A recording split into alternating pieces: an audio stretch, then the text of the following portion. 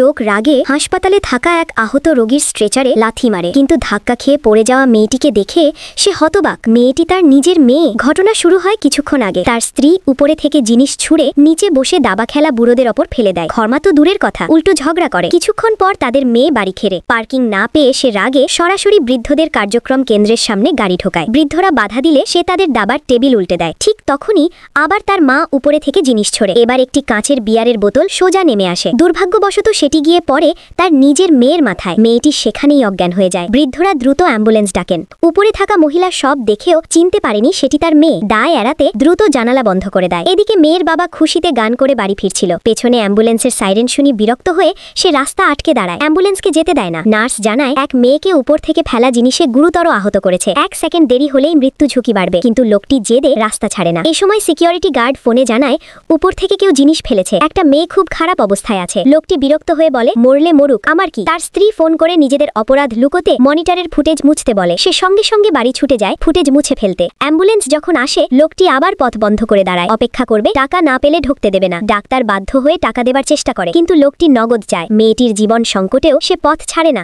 অবশেষে ডাক্তার জোর করে পথ খুলে ভেতরে আসে, কিন্তু লোকটি স্ট্রেচার ঠেলে বাধা দেয় এবং রাগে স্ট্রেচারে লাথি মারে। লাথি খেয়ে স্ট্রেচার থেকে গড়িয়ে পড়ে মেয়েটি। আর তখনই লোকটি দেখে সে তার নিজের মেয়ে। সে ঘাবড়ে যায়, স্তম্ভিত হয়ে দাঁড়িয়ে থাকে।